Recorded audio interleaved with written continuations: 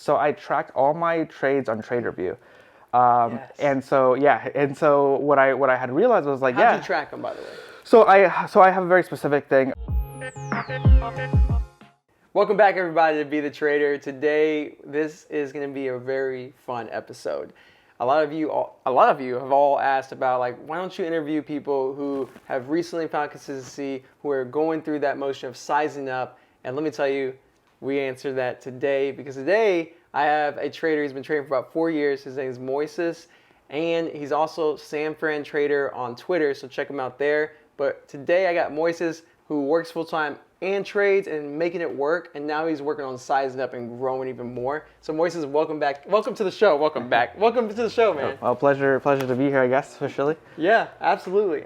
So I know people are probably like, man, like, how's he doing it? So look, before we get there, I want to know what got you into trading to begin with. Yeah, so for me, getting into trading was kind of, I think a lot of people start off saying that they're going to invest, right? So for me, I started working, getting a full-time job or part-time job at the time before college. 2018? So this is 2014. So I was like 19, 20, had a part-time job, and I was like, hey, like the stock market seems like a really cool thing. Like people on TV make money on it. Like Starbucks is cool. I drink Starbucks all the time. Like I'm going to buy shares of that. Yeah.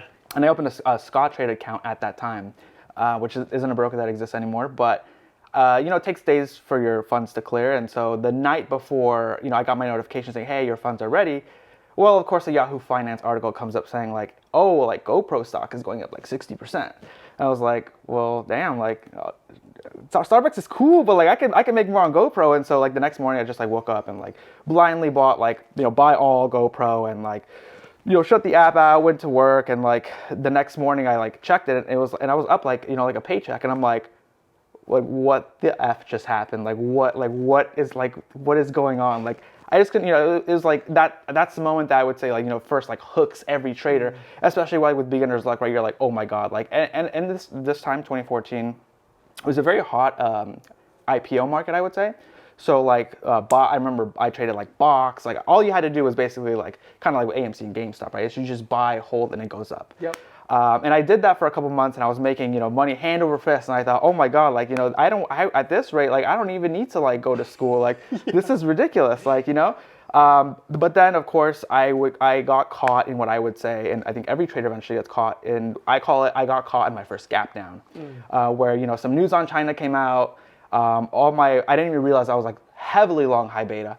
And I just like remember seeing my account like bleed, like basically back down to like where I started. I still had a little bit of money, but I was like, all right, you know what? Clearly like this, and all the strategies I was doing wasn't working anymore. Like buying and holding wasn't working. Everything was dipping. Everything was failing. And so at that point I was like, you know what? I need to like focus on school. Like I need to, because I stopped working part-time. I went back to school. Yep. And so I kind of put trading on the side, on the back burner. I was like, okay, like this is definitely something that I want to go back to later on. But for now, I need to focus on school. So, a couple years go by, graduate school, build up the account back over PDT. During all this time, though, I am still... Build it back by saving? Saving, yeah, working, yeah, exactly, and so forth. And so I remember I was like, okay, cool, I got back into it, and just like it was just, once again, like a disaster start, right? But I think a lot of that, too, was more so good failing, as weird as that may sound, because at that point I started to kind of realize what worked and what didn't work. Yes. And like the first full year I would say that I like really went through the immense amount of pain, I would say would be 2018. So 2018 I started trying, all types of blind trades, right? Like contrarian trades, like trend with the trend trades, earnings trades. Oh, this guy on Twitter says Tesla's overvalued. It's gonna go to zero after earnings. Let me buy puts. Those kind of things. And 2018, which is a complete disaster fail.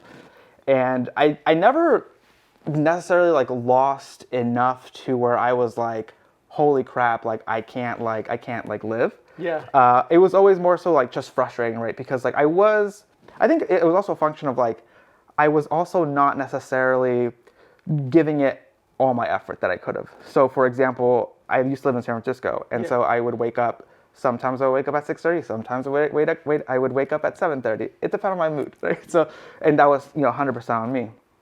But long story short, and of course, like following the chat room, some chat rooms and stuff like that, trying to make an honest learning. Like I wasn't trying to follow alerts, but I was trying to kind of like, well, if this guy's doing well, possibly I could kind of mimic that style. Right. And there are, I don't say the merits of that, but like obviously like that's not the best way to go about it. And so end of 2018, I kind of like was like, dude, screw this. Like I'm just done with this. Like I'm gonna take a step back. But kind of going back to when I was still in school and until the point I graduated, I still had my Twitter notifications on to see what like Nate or what all these like AT09 or what Modern Rock, what they were up to, what was going on in the markets. I was still very much in tune, so I never like lost sight of that. I always kind of knew what KBIO had, like what it was. I knew what like HMNY was. I knew how dilutive like a company like CEI was. Like I still kind of like I was still there. You know what I mean? Like I was still there. Pulse on the market. Yeah, I was still there. Hey, we wouldn't be able to do these face-to-face interviews if it wasn't for our sponsor, Cobra Trading. So if you can just give them a few seconds of your time, we'd really appreciate it. Cobra Trading is the go-to broker for day traders and short sellers. And I'm not the only one saying this. In fact, Benzinga awarded Cobra Trading as the go-to broker for short selling. They have a heavy focus on direct market access order routing, so you have the fastest execution. They have some of the best locate prices and availability. They also have amazing customer service. I've experienced many different brokers, and it's why I use them every single day and why I'm proud to have them as our sponsor. Sign up now by clicking the Be the Trader referral link below and earn 1 free month of software with Cobra and 25% off all commissions. Now let's get back to the show. I think it was early 2019. I remember I was this was like one of the first inflection points that like really got me geared towards consistency after like a couple years of losing. I remember when I was in college, there was a guy who sat next to me and he had his E-Trade charts up, and I was like, what are you trading? And then, or like, you trade? Oh my God, like, it's not something you come across every day. Yeah. And so he was like, oh, I'm trading GEVO. Like, dude, I lost so much money on GEVO. I'm in the Tim Sykes challenge chat. I was like, oh no, what's your name? And he was like, and the guys, you know him, Michael Hudson, Mike Huddy. So me and Mike Huddy, yeah. So I remember because I used to chat with Mike Huddy all the time. We went to the same school, literally sat like this close. And he would tell me about, all about what he was doing. And I was like, oh man, that's cool. Wish you best of luck. But I remember I was like sitting at a coffee shop and YouTube just randomly recommended it to me. And I was like, hold up. Like he was like, 100K passing profits. And I was like, hold up, pause, stop everything. Like this dude, I remember seeing this dude in person. Like this dude is not an infomercial. Not that Tim Sykes is, but like, because there's a lot of like trading advertisements and stuff. I was like, this dude is not an infomercial. I've seen this guy lose painfully, like sweat, blood, and tears in front of me. Like, there's clearly something there. And so 2019, I kind of, that gave me a lot of energy to kind of like, that gave me a lot of rejuvenation. I chatted with him. He kind of gave me, some breakdown and said, look, man, you should really invest in trader education. And so that's what I did, kind of went back. Still, wasn't really able to find anything until, I kind of got into a large swing trade over the next couple months that just honestly, some people could say like, some people would say, oh, we got a skill, but honestly, it was just luck. Yeah. That luckily got me, it was like a phase 2 or phase 3, like bio stock that, ended up going in my favor. Yeah, brought luckily. back, yeah, exactly. Luckily. Otherwise, this would have been yet another disaster. Yeah. You know what I mean? Biotech Yeah, exactly. No, exactly. I would never do that trade ever again in my life. Yeah. Like, fuck that. But like, that trade kind of, rejuvenated my account towards the end of 2019. And that kind of gave me the energy to kind of push forward and seek, better education, seek putting in more effort. That was kind of like my, okay, like this is kind of it. Like, you're probably not going to hit another swing trade like this ever again that will rejuvenate your account like this. So it's up to you, buddy. Like, it's now or never. Yeah. And then 2020 comes, obviously, started off January rough again. Just still couldn't get any consistency. Of course, the pandemic hit, we're all working from home. And that was I think that was a major thing that kind of was like, okay, this is you have yet another chance. Like, here's yet another now you chance. can do it. Yeah, Like, yeah, 'cause exactly. You can work Yep. and make money Yep. and trade. Exactly. And that's something that I think, like, an excuse I think that I always made to myself was like, oh, like, well, I can't be at home all the time, like looking at the charts and looking at level 2. Well, there wasn't that excuse anymore. You know what I mean? So that kind of got me back into it, and just honestly getting a good read on the market, and also being able to see that, hey, like, kind of going to what Mike Bellafiore at S&B preaches a lot. I realized that at mid 2020, I was like, okay, well, like, yes, I'm losing on all these like trades on these stocks priced from like over 15 to 100, but I do well. I can get a good read on these stocks over $100, which was I found that I was very consistent with high beta, Roku, Tesla, Amazon, Google, Netflix, whether it be on calls or puts. Like, that's what I first realized, and I was like, oh yeah, I actually do enjoy trading those. I was like, damn, like, I actually do enjoy trading those. And so I saw, basically proper education with like people who did no chat rooms or anything like that, just natural, organic, friend growth and stuff like that. And so from there, 2020, it was consistent, but it was still very painful in terms of like, and it was a profitable year, but it was still very painful in the sense that, okay, like, especially for me, I was trading options. So for me, like, kind of getting a better understanding of like the implied volatility, bid and ask, and things of that nature. So that's kind of what I did. 2020 was great. It was like my breakthrough year, as I'm sure it was for a lot of people. But it wasn't until also like 2021 that I really had to like start building, which was also like a great year of growth and like tremendous growth. Then in 2021, I started to expand that playbook into penny stocks, learning from like Jack and Kyle.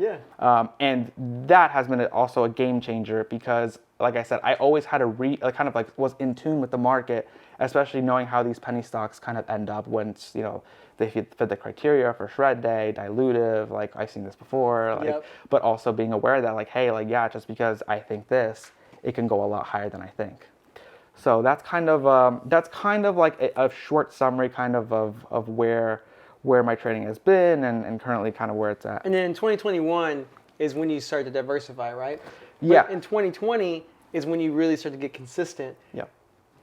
Is that mainly like just out of luck? Like you just like, oh, like, actually, no, it's not. Because you said that you were like, you realized you were good at high beta stocks, right? Yep. Stocks that were trading over $100. And you only knew that because I'm assuming, and you correct me if I'm wrong, did you just like track all your trades up into that point? Yes. So I tracked all my trades on TraderView. And so, what I had realized was like, How'd you track them, by the way? So I have a very specific thing. There's a couple ways. Now what I do is I just simply label it large cap options if I'm trading like the FANG names, the index option if I'm trading SPX, or whatever, like for shred day, whatever. That's how I track them now. Back in 2020, I didn't necessarily have like they were all large cap option, like just breakout trades, all technical analysis trades. And that's another thing that was a big game changer for me, was like, I always heard about technical analysis and I was like, there's no way it could be that straightforward, without really realizing that there are nuances to it, like relative strength, news, things of that nature. So also the technical analysis helped a lot hand in hand with like finding names that were stronger than the market, in really nailing down, okay, this trade fits my style best.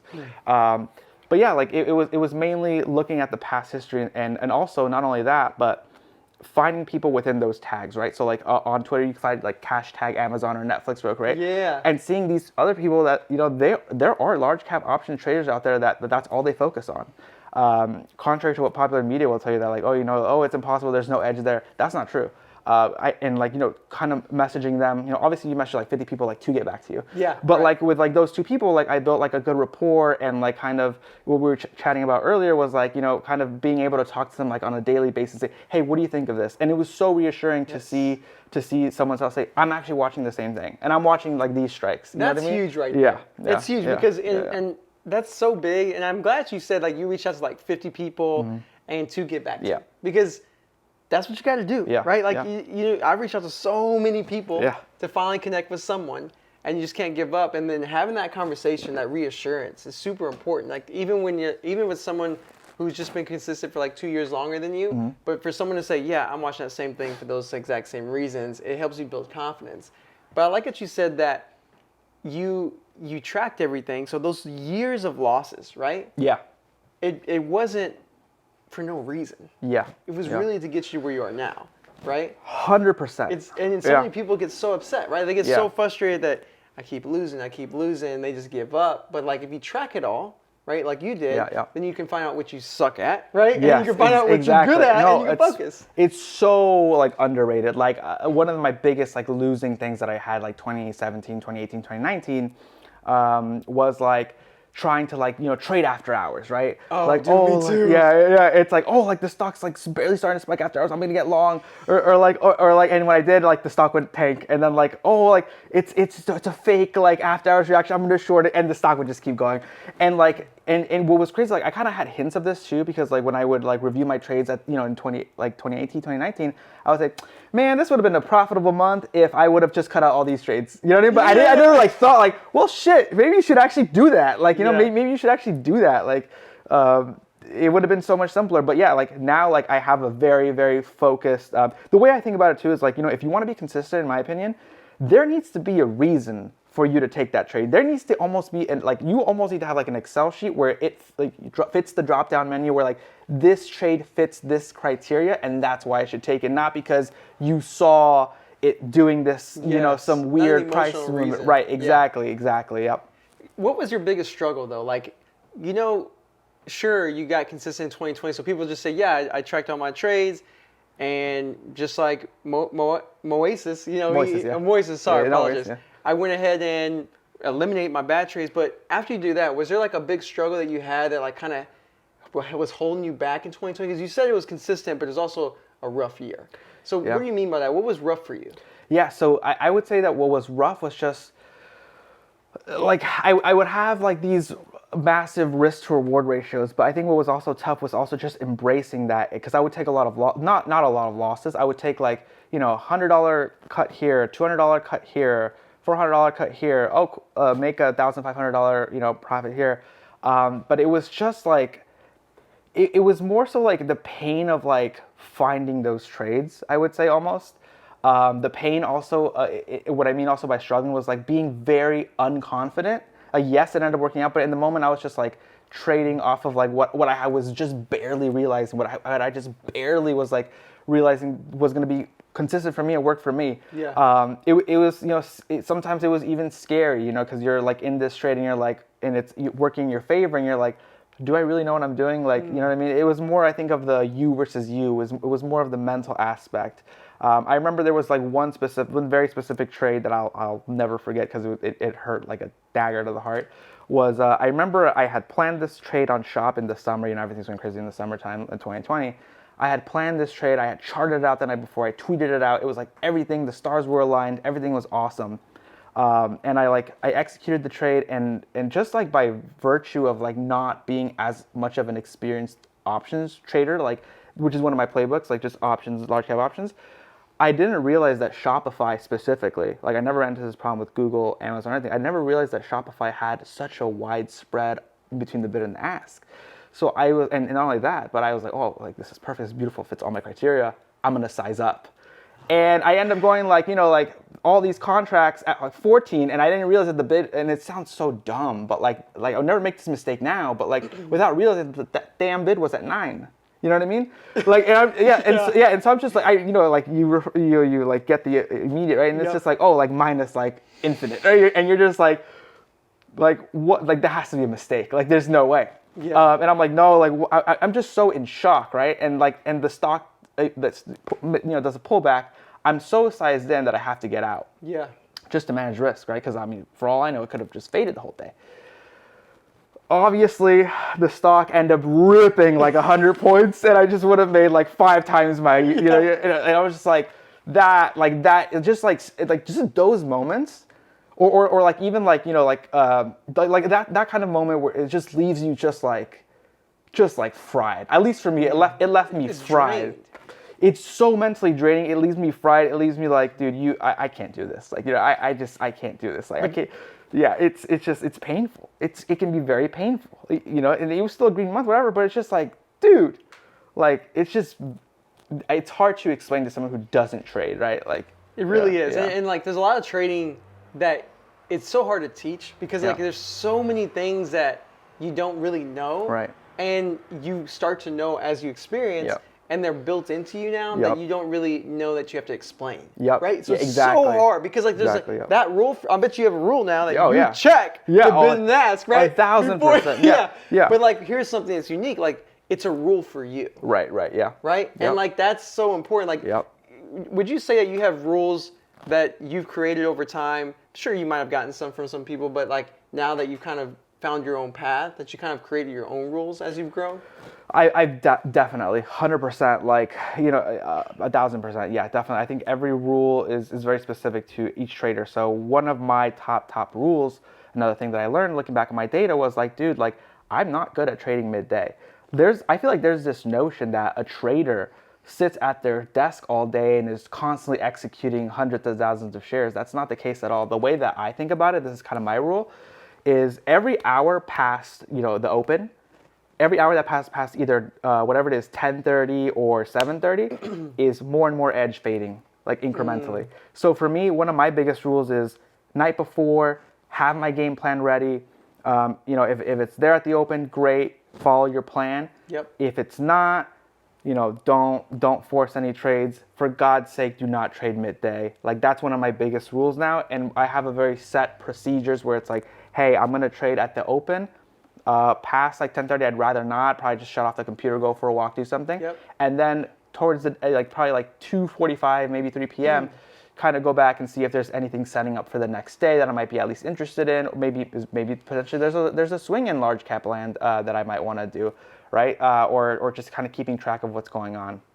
But like definitely for me, my biggest rule 100% has been don't trade like an hour past open, just because for me it's almost guaranteed to lose. Might as well just fade me. Yeah, it's funny you say that because midday for me is the worst time for me. Like in my midday is around 12 o'clock Eastern time to like around 1:30 Eastern time. If I trade during that time, I might as well just throw the money in the fire. Right. Like, Yeah. It doesn't Exactly. matter. It doesn't matter. Yeah. But you also, I love that you put it that at every hour that goes by, you see it as diminishing returns or diminishing of your edge. 100%. And I think a lot of people need to hear that because even like I need to hear it. It's I know that because of my experience, but putting it in that terms just makes so much sense. Yep. Because even the afternoon, like I'll trade the afternoon, and when I trade the afternoon, my size drops because I know my edge is not as high. Yeah. Right? And that's super important to know that because it might be even better to just not trade at all sometimes. Really. 100%. But I want to know something. When it came to sizing up for you, like as you size up, was that easy for you? Or is that something that like did you always trade a certain size that was like bigger than what you should have maybe, and then you just got used to it? Or how'd you start? Like, you don't have to explain like specific size, but more so of like, was that difficult for you? So that's a really good question. So that's a really good question because there's two ways that I've sized up. So in large cap options specifically, I sized up dollar-wise because so like let's say for example I was watching like an Nvidia breakout at like 230, right? Okay. So what I would normally do is I would like back in like 2020 I would buy like maybe like a 235 call, right? I'd buy like 5 235 calls or whatever.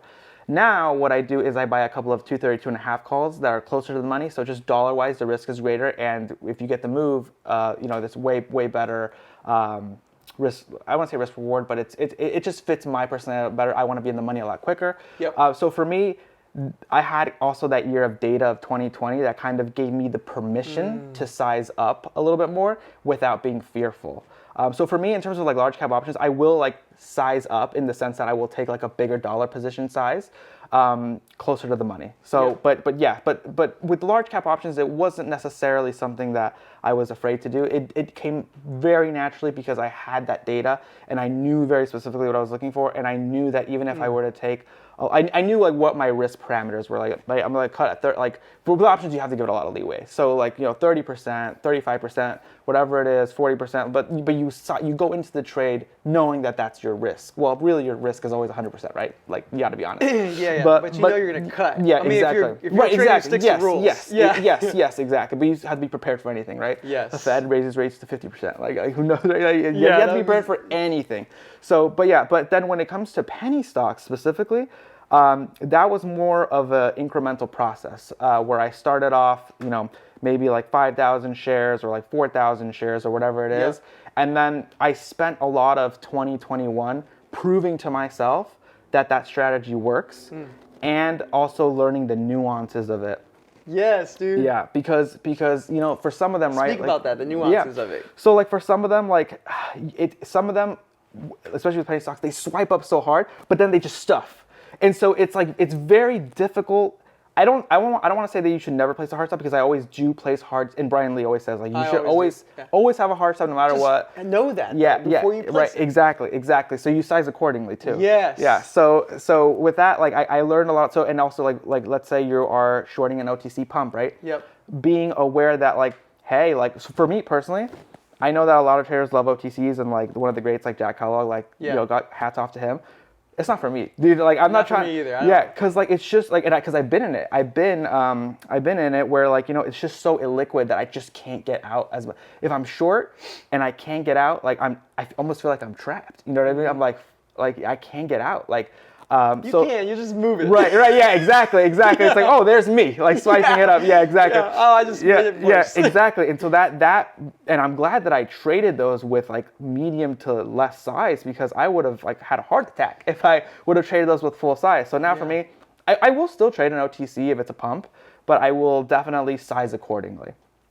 But like going back to like the nuances of them, like yes, even though like some of them might like test like they start off red on the day, right? And you're like, oh, okay, great, it's a first red day.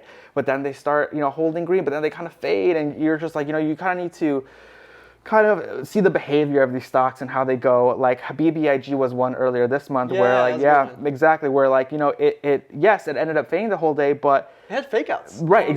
Huge fake outs. Yeah, huge fake outs where like it held green. It was I felt like I think it was I forgot the price, but I think it was like $5, and I felt like it spent more time in the fives than it did in the fours. You know what I mean? Yeah.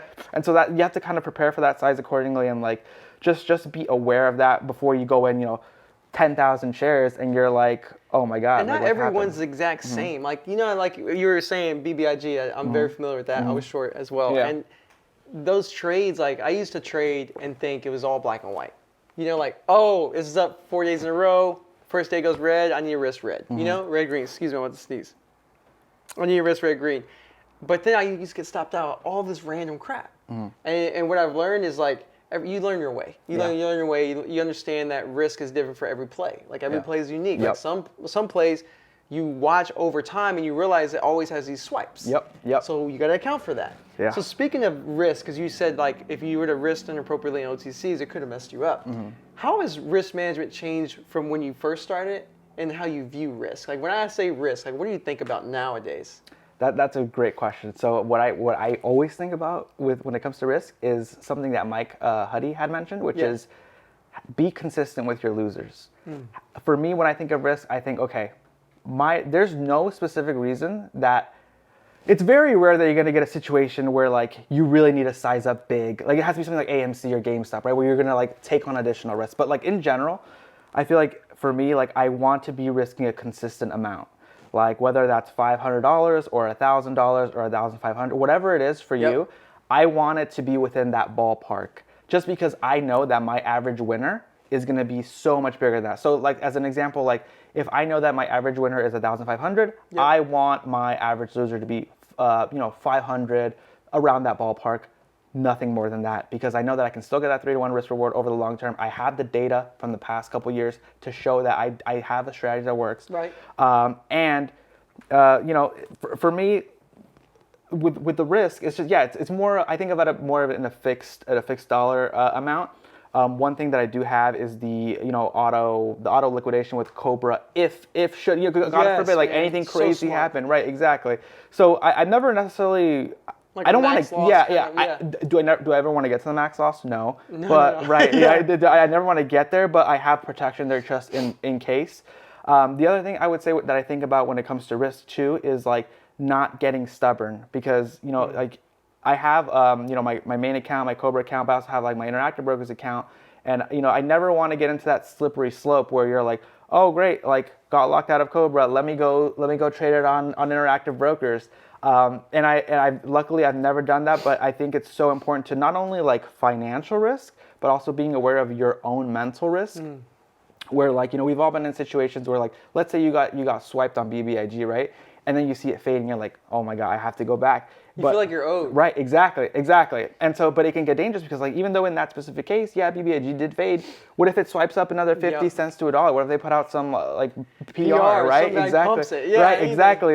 Zach Morris comes out and says, of long BBIG, then you're, $2 a share in the hole, right? Yeah. Like, and so it's very important, I think, to remove yourself from those situations. One thing that I'll definitely do is if I take like a mentally debilitating loss or something like that, yes. I will always get up, go for a walk, get a nice coffee, and then when I come back, I'm like, it really wasn't that serious. Like But wait a minute. Yeah. If you do that, what about the thought of, I got to make it back, or what if I miss another good play? Like, did that ever cross your mind? So you know what? I think that comes from experience because that was 2018, 2019 where it was like, oh no, I got to make it back. And then before you know it, I'm down another couple $3,000. And it's like, and then you start thinking like, I should have just gone up. I could have done anything in this world. I could have played chess. I could play Monopoly. I could have done anything, but I chose to stay here. Like, and it's just like, dude, like it's just not worth it. Like it's really not worth it. Yeah. Like don't be a cokehead. Like don't be it's like don't go for that second, third hit. Like I've been there. Yeah. Let's not party right now. Right. Yeah. Exactly. Yeah. Exactly. Yeah. It's like you don't want to do that. Like believe me. Like so I think that's really a big function of kind of a little bit of experience of kind of like feeling that pain. It is. Because I talk to traders sometimes, they'll tell me, oh, I went back for the second and third swipe and I lost on all of them, and I'm like, oh, I'm sorry, yeah, I lost on that one too. And sometimes they ask me like, oh, like why didn't you go back to the well the second or third time? And honestly, the best way that I equate it to them is like, honestly, it's just a function of like I've been there. Right, I've been there, and it feels like getting kicked in between the legs, and it's just like. I know it's the pain that awaits me. And if it moves in that direction, that's fine. There'll be another trade. Yep. There will be thousands and thousands of trades. And that's the thing. Like, it's like, I feel like once you've gone through all the pain, you start to realize, like, it's not worth it. Right. And it's like I get more upset. My day is more frustrating when I break a rule. Yeah. Oh. And I can even be a green day. Like, if I break a rule or if I just trade something that's just not my setup. Yep. It makes me very frustrated. Yeah. It could be like a regular 1 hour loss for me, but I'll get super irritable. Because I'm like, are you kidding me? Because it's about me. Like, I'm like, why did I do that? Yeah. But before we start to wrap this up, dude, because you've hit on some great topics, but one thing that I want to circle back to, excuse me, is you mentioned plan a while back. When you talk about planning your trade and you trading your plan, are you someone who will stick to your plan no matter what and wait for profit targets, wait for your stop? Or are you very flexible? Can you explain how you visualize your plan and how you execute a plan? So what I always do, this is what I love to do because I'm in my most sober mindset, is I will eat dinner and then I will literally snip the charts, post them on Twitter, write out my exact thought process because it's there. Yes. It's already there. And so yes, I'm flexible. Like with the BBIG, like my plan was like, hey, like don't really try to let this get above red-green too much. But then as I looked at the chart the morning of, I was like, okay, let me adjust my risk to prior day's high, but no more than that, or like no more 5 cents than that, whatever it is, right? You got to give it a little bit of leeway, but not enough to blow you out. So yeah, it's like I try to stick to my game plan as much as possible. You always have to be flexible with trading. I feel like you have to be flexible. Like it's never going to be exactly what you want, right? Because like you said, trading is not black and white, right?